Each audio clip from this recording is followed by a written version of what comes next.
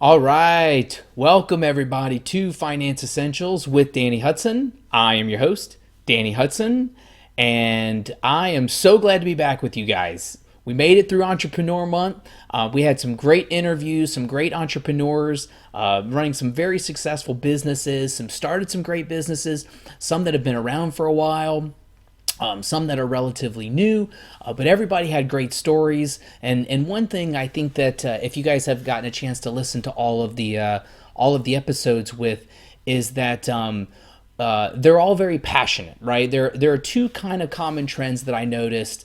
With the entrepreneurs that we talked to, one of them was passion, right? They're all very passionate regarding their projects, their businesses, what they're doing. Very passionate as far as the products that they create or the services that they provide. And the second one is community. All of them have built and developed and really strive to improve community. And community is something that's been very big, a very common trend, that we've talked about on this show, and how important it is to have community. It's up to me and it's up to you, and it's up to the people that we know to really help elevate those around us. Something that we've talked about on the show before, right? Is you have a moral obligation to be as rich and as successful as you possibly can be. And the reason for that is because that gives you not only the financial freedom to do what's best for you and your family, but it also gives you the ability to be able to give back to those that might not potentially have that same potential as you, the same opportunities as you, and so it's very important for us to be able to take care of those in our communities to help elevate everybody up to that next level. So I really hope that you guys were able to get something out of Entrepreneur Month like I was, and I learned a lot about a lot of different industries. They're all very fascinating, and just the creativity, right? The creativity that people have to come up with business ideas. We talked with people who were furloughed from their jobs, and they started their own business. We talked to people who had been at their jobs for 10 years, and then they branched off into places that they didn't even know existed. We talked to people who, took their creativity to the next level and was able to build massive businesses, from there, achieving levels that my guess is that they never really knew possible. So I loved it. I got a lot out of it. The feedback that I've been getting has been awesome. And so it's really great to know that you guys out there listening, you guys are getting a lot out of it, the same as me. But we're back to normal shows again. I have a bit of a backlog from requests and shows that I'm interested in doing, and so I'm super excited to be able to jump back into some of those. I'll go ahead and plug it. Follow us on social media, Twitter, Facebook, LinkedIn, Instagram. I've started to post on Instagram. I'm still not very good at it, but I'm getting there. I'm getting there. My birthday was yesterday. I'm adding a little bit of gray in the beard. I'm not as good at Instagram and social media as I used to be, but I'm trying my best. So follow us on all of those. I was on Parler. If your head's in the sand, you might not know what's going on with Parler, but well, I guess at this point, I don't really know what's going on with Parler either. But I haven't been on there in a little while. But follow us on all the other platforms, and then we'll go from there. Maybe we'll hop on Gab or whatever else is the new hotness coming up.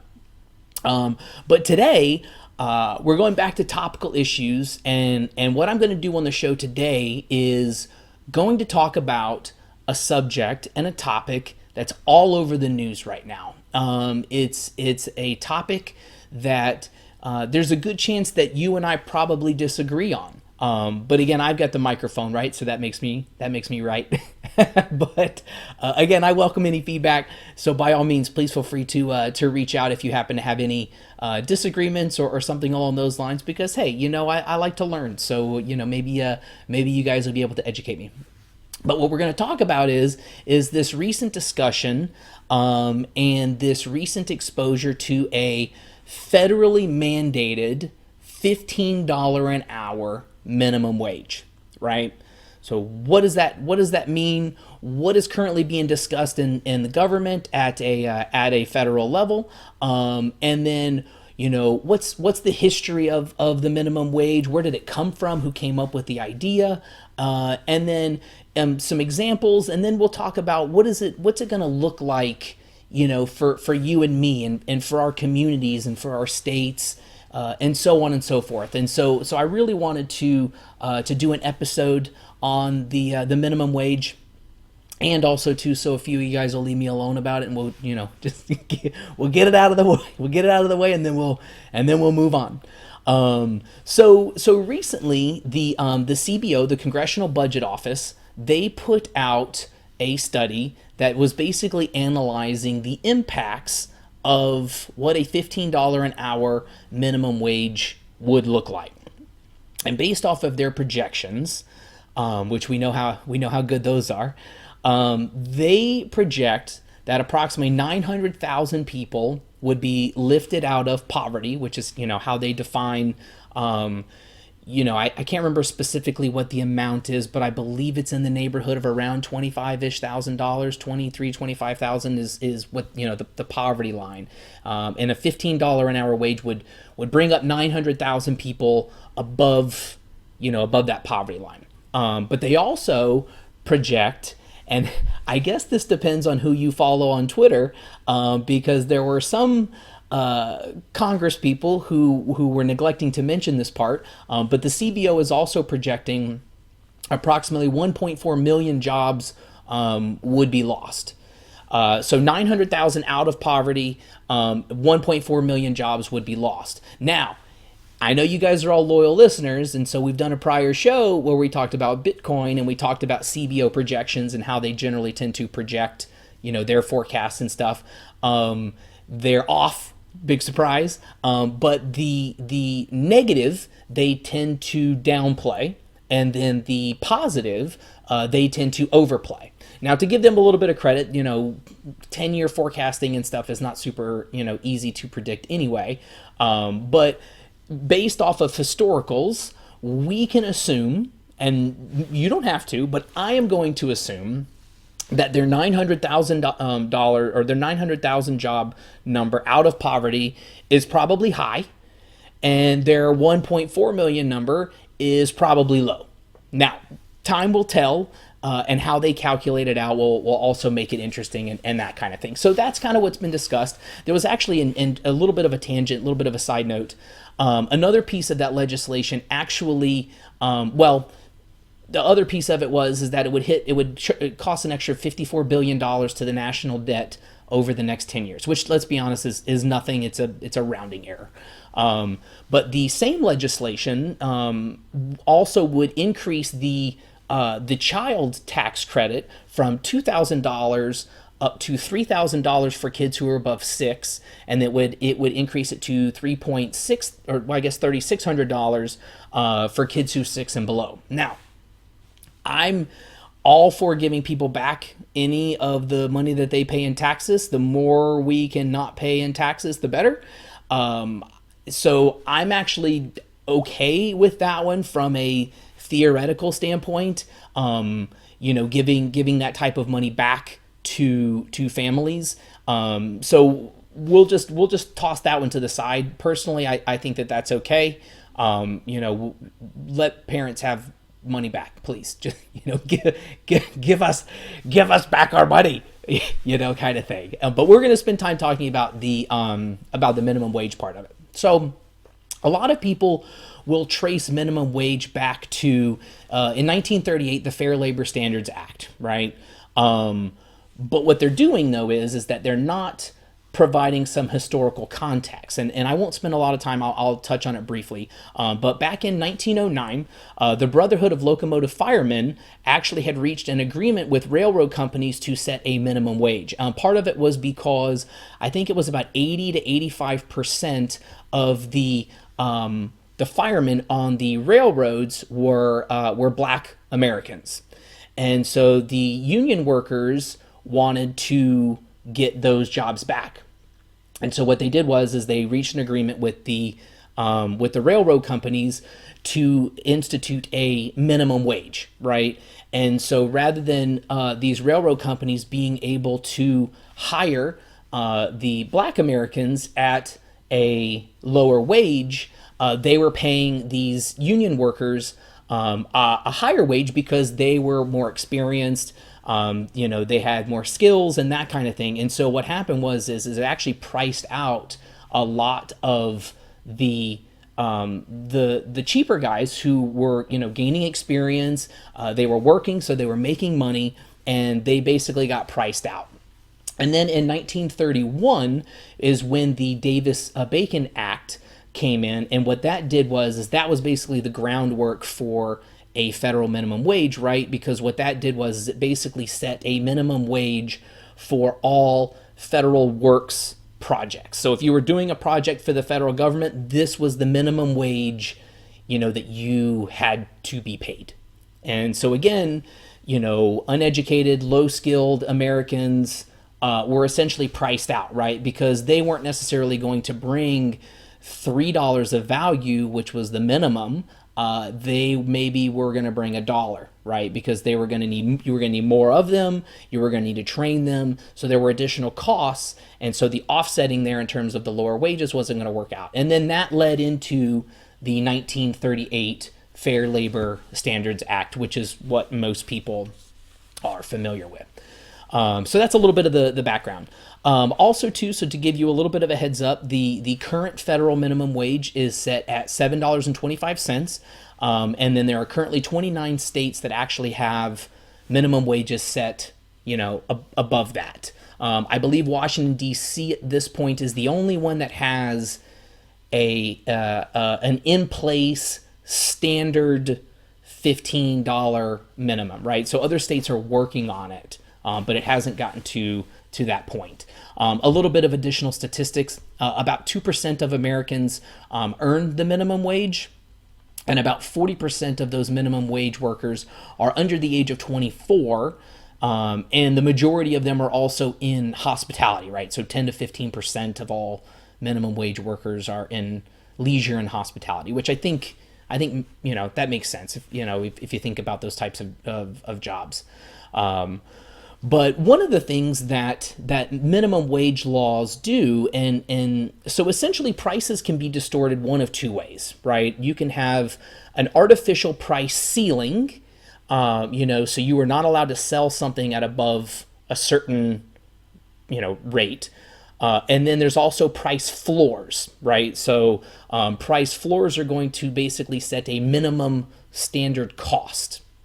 And so what a minimum wage law does is it increases up that price floor. So you think about it, if you have a relatively intense, a labor intensive, where you have a lot of employees, maybe you run a Chick-fil-A, right? Because, let's be honest, I don't think I've been to a Chick-fil-A where they got less than like 30 teenagers running around that place, and but hey, they nail it, right? They get those 50 cars through that line super fast. But a relatively labor intensive job like that, you increased your costs, your labor costs by, let's say they make $10 an hour, and then you increase to $15 an hour. You have now increased your labor costs by 50%, right? So you are now having to sell your product at a certain level, to be able to turn a profit. And so your price floor has been increased. Now, what that does is when you institute in that price floor, two things happen. One, you increase the labor supply, right? Because you have people who are out of the workforce for whatever reason. Now salaries and wages are going up, so more people are entering to make more money. But then at the same time, the labor demand goes down, right? Because if you are running a Chick-fil-A and you've got 50 people on staff and your costs go up, your labor costs go up 50%, you're going to have to cut back on labor hours, or your prices are going to, get to the point where people are like, well, I like your spicy chicken deluxe, but I don't like it enough to pay an extra $1 or $2, or whatever it might be, or I love your Polynesian sauce, but I don't want to pay 25 cents per pack. And so what'll happen is the labor supply goes up, but then the labor demand goes down, which will tend to create unemployment, right? So that's kind of the crux of the argument. Another thing too, when we look at the Bureau of Labor Standards reports, and this is something that a lot of people may not necessarily be familiar with. So when we talk about unemployment, unemployment is generally defined as people who are kind of actively looking for a job, right? So you're putting in applications and you're interviewing and you're doing that kind of thing. And so when you talk about like full employment, generally you're talking about like unemployment rates below 4% or whatever that standard might be. But what you're not factoring in is the labor force participation rate, right? So if you fall out of the labor force participation rate, you are kind of no longer counted. You're not considered unemployed anymore. Now you're considered out of the labor force. So those are essentially the percentage of people who are working that are of eligible age, right? So what they'll say is that as an example, you've got 100 people, and 70% of them are currently working, and the other 30% are people that are under 16 and they're above 70, and so they wouldn't count. And so you have a total labor base of 70, and if 70 people are working, you have 100% of labor force participation rate. So over the last couple of decades, what's actually been happening is the labor force participation rate has been declining. It's actually down to, I believe, in November 2020, I believe the labor force participation rate actually got down to about 62%. And the biggest difference in that time period, over the last, I think it's like 60 years. I think in 1954, for men between 25 and 54, which is kind of the prime, right? The prime group of people that would work. Because you think about 1954, single family incomes, so on and so forth. And most of the time it was the man who was working. And so in 1954, the 25 to 54 men's range was 98%. And then today that is down to about 88%. Now, I mean, if that means that women are stepping up, and they are, right? We've seen that coming out of college, their employment tends to be higher. Their starting salaries and things like that tend to be higher. So that's awesome, right? So just because it's down doesn't necessarily mean it's bad. It just means that the labor force is shifting. Now, what the assumption is on this decline, and this is according to the Bureau of Labor Statistics, is that it is a reduction in demand for lower educated and men of color. So essentially what they're saying is that since 1954, American men between the ages of 25 and 54, that the demand for them in the workforce has dropped based off of the lack of education, and the people of color, kind of thing. Now, I don't know if their demand for men of people in color has actually declined, but that's just been one of the largest groups that has declined. So I thought that was super interesting, because what that does is it kind of helps shed a little bit of light on what unemployment rate is and why it's not always necessarily the best metric, right? Because Trump would tout, well, we have the best economy in the history of the world and blah, blah, blah, blah, blah. And sure, the unemployment rate was low, but it didn't really stop the labor force participation rate from continuing to decline. And so what I wanted to also do too is kind of give you a couple of historical examples, and some that you may be familiar with and some that you may not be familiar with, of what happens when you implement a minimum wage. And so, for example, again, we talked about the Fair Labor Standard Act of 1938.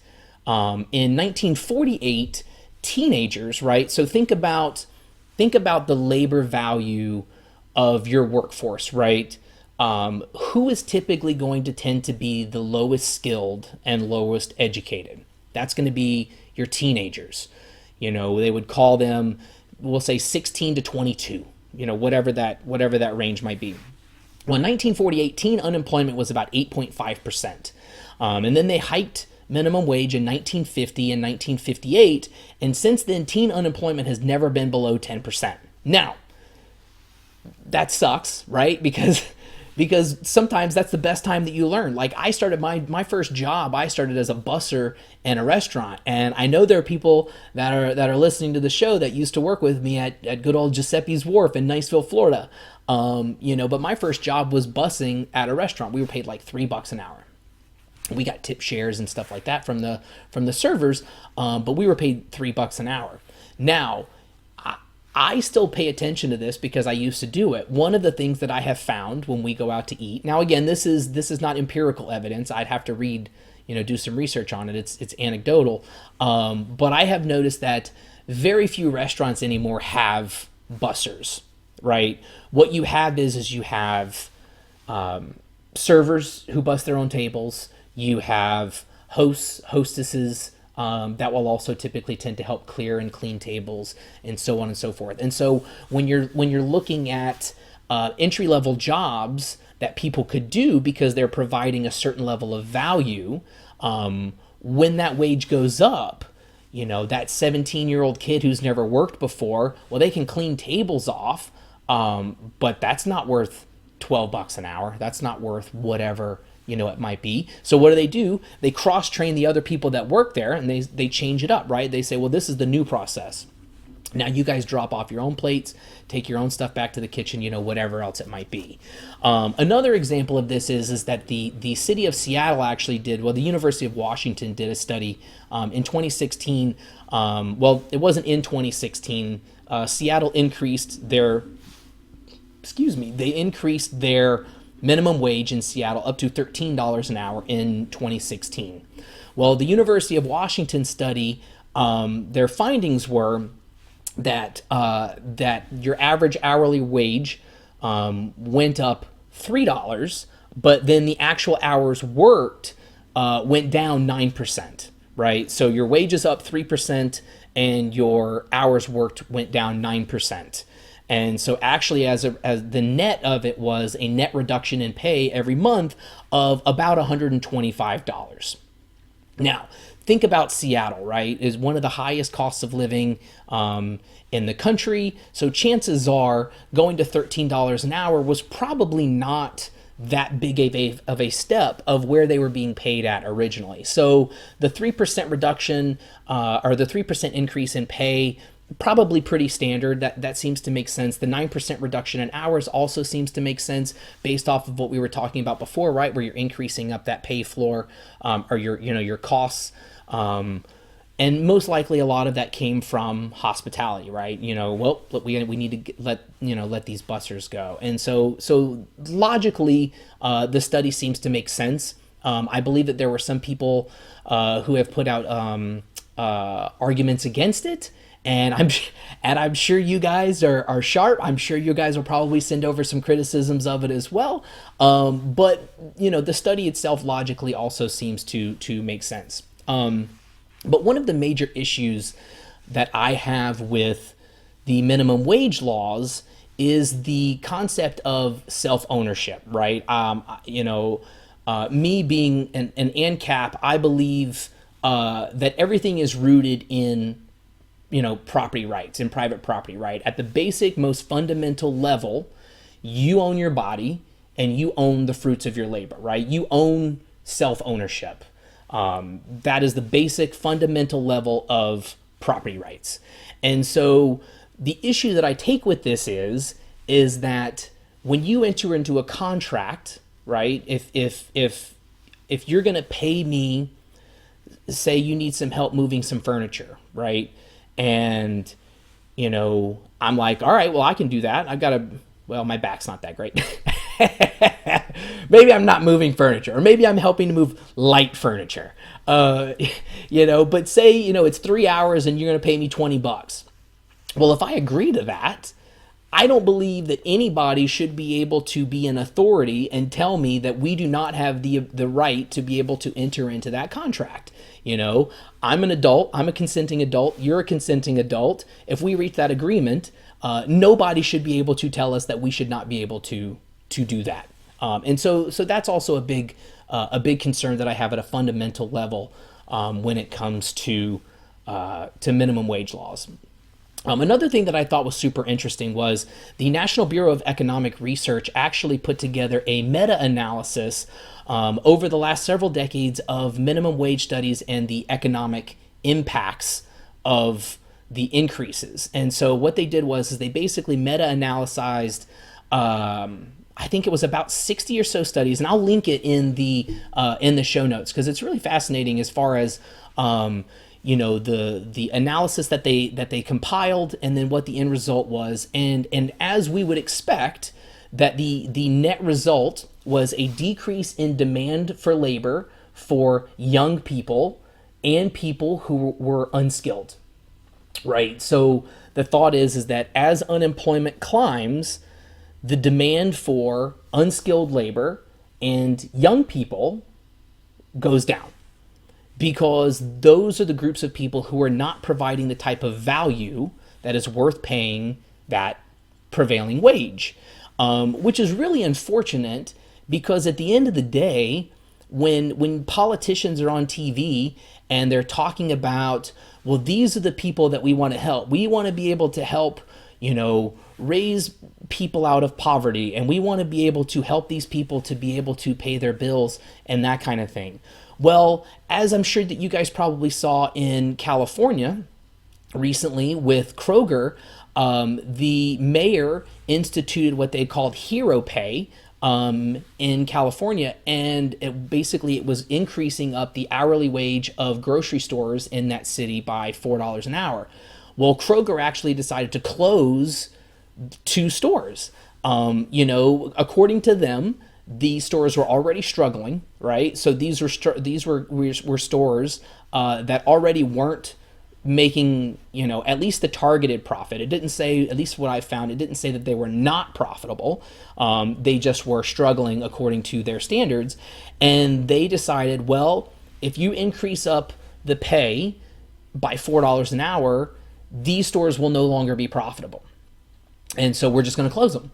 And so, of course, Twitter was in an uproar, right? Because they were saying, oh, Kroger reported record profits, and why can't they afford to pay these people at this store more money? Which, if you don't think about it, is a fair argument. Well, why are these guys making record profits and then they're closing this location over here and letting these people go? Well, what they don't understand is finance, right? If you have an unprofitable branch or part of your business, the last thing that you want to do is subsidize the failing with the parts of your business that are doing well. What you want to do as a business is you want to amplify the parts of your business that are doing well to make that part of it grow. So on the flip side of it, say for example, they close 2 stores in California, right? And maybe they sell the real estate. Maybe they weren't actually very profitable. Maybe they were actually losing money. We'll make up a number. We'll say each store was losing $1 million a year. Well, now that's $2 million a year that they are saving, and they can reallocate those resources somewhere else. Maybe in South Dakota, what they're finding is they have a growing footprint. Well, now they've got $2 million a year where they can say, actually, now we have additional resources. We can actually expand over there because we can actually become, more profitable. So that's the way the business works. Another argument that I saw on Twitter a lot of, and this one, this one really gets me. I don't get frustrated often, but this one really gets me. And the argument is, well, if you can't afford to pay a quote unquote living wage, then you don't deserve to be in business, which is an absolute horrific argument because of 2 reasons. One, chances are they don't run a business, right? They're not signing payroll. They're not taking out a second mortgage on their home to run their business. Chances are they're a keyboard warrior who's sitting at home, not really doing a whole lot. Rather than starting a business and paying people what they think people should be paid, they're criticizing other people who are actually closing down their businesses because they have increased costs and they don't see a way to profitability. And those guys are like, okay, well, who cares? If you couldn't afford to pay people what I think they should be paid, then you don't deserve to be in business, which is absolutely crazy. And then two, they'll just blanketly make those statements, right? Which is crazy because so many businesses are so much different than others. Everybody thinks about your Jeff Bezos and your Bill Gates. And your Warren Buffetts and these guys that are worth billions and billions of dollars. And their companies have large profit margins. They're making 20, 30, 40% profit margins. Very few businesses are run like that, And so if you, again, going back to the Chick-fil-A example, their labor for the most part is relatively unskilled, but they employ a lot of kids. They're getting really good, valuable experience. I couldn't work at a Chick-fil-A. Those kids bust their asses. They're coming out and dropping food off, and they're sweating and everything like that. And I'm like, oh my God, you guys are working hard. But on the flip side, think about it like this. A lot of your Chick-fil-A's right now are doing crazy business, right? And it's drive-through only. You increase up labor costs. Why would they reopen inside? Opening up the inside again would basically be a loss for them. They're getting the same volume, if not more, but their costs are lower. And so you increase those costs up and they have no incentive to reopen. So the assumptions that a business should just close because they can't pay somebody a living wage is very asinine, and it's an awful argument. But I digress. We'll leave that one on Twitter. So again, like we talk about on this show is what does that have to do with me? Hopefully no one that listens to this show is making less than $15 an hour. If you are, I hope you're hustling and I hope you're working hard, and I hope that your goals at the end of this is to make millions and millions of dollars. If you're making less than $15 an hour, keep working hard, right? You're going to get there. Don't let your goal be to how can I continue to do the same amount of work but get paid more to do it by using government legislation. That's in my opinion, that's a loser mentality, right? We don't want a loser mentality. We want to know, what can I do to make my life better, and what can I do to improve my standing in life, and what can I do to improve my skills? And so if you are in a position where you're making less than $15 an hour, keep working hard, man. You'll get there. I know you will. If you're listening to this show, that means that kind of stuff is important to you. And if I can do it, you can do it. Chances are, you have all the skills and everything. You just need a little bit of confidence, and you just need to hone that, and you'll get there. But one thing that's also not mentioned is the effective minimum wage, right? So because we're talking about a federal increase in minimum wage, which means it's going to apply to everybody. And as I'm sure everybody who is listening to this show knows, not everywhere costs the same amount of money. And so what we have is we have an effective minimum wage, which is essentially the minimum wage relative to the average household income in every state adjusted for the cost of living. And so what that means is that at $15 an hour, one place is $15 an hour is going to go, say, rural Arkansas, is going to go a lot further than $15 an hour in Manhattan. If you're making $15 an hour and you're living in Manhattan, you're either living with your parents or you're probably having to work 2 or 3 jobs. That's just the way it is, because the cost of living there is so much significantly higher. And so what I wanted to do is look up, well, what would a $15 federal minimum wage make as far as the effective minimum wage in different states, right? Because it's going to affect different places differently. And so what I found is that if we use DC as the baseline, is at $15. That there is a handful of states that are all relatively close. So like Maryland, New Jersey, Connecticut, and Hawaii, you increase the federal minimum wage to $15, and they all basically stay right where they are, right? Those states are basically already kind of making, right around that $15 range. But it works the other way too. So for example, Alabama, a $15 federal minimum wage would basically make an effective wage in Alabama of $25 an hour. Same with Georgia. New Mexico is $26 an hour. Louisiana is $27 an hour. And then in Puerto Rico, this one is the one that's absolutely mind-blowing. It's $68 an effective minimum wage. Because in Puerto Rico, skills and education and that kind of thing, wages are relatively low. And so what will happen if you increase the federal minimum wage up to $15, the effective wage, that's effectively equivalent to $68 an hour in Puerto Rico, which is absolutely astounding. I mean, you would essentially wipe out a ton of businesses in Puerto Rico at $68 an hour. I mean, obviously it wouldn't be $68 an hour, but the equivalent effective minimum wage. And Puerto Rico actually does have an example of this. So as the federal minimum wage was increasing over time, Puerto Rico was being paid, workers there, the average wages was a fraction, right? And so they were basically saying, you will bankrupt us if you increase it up. So what they did was they did it kind of incrementally. And so needlepoint was a very popular cottage industry in Puerto Rico back in like the 70s or so. And then by 1983, I believe it was, they basically parried the federal minimum wage. I can't remember what it was, like $3.25 or something like that. And within about 8 or 9 years up to that point, that industry shed like 30 to 35% of all the people that worked in that industry. And people left the island because there were no jobs there anymore. And so that kind of gives you an idea as far as what an effective minimum wage would look like by increasing it up 15%. Some places are going to do well, because it's not really going to change a whole lot. And then you might find that there's going to be absolute devastation in other areas where the cost of living is a lot lower. I believe Governor Abbott in Texas has already come out and said, this is going to put the boot on the neck of small businesses.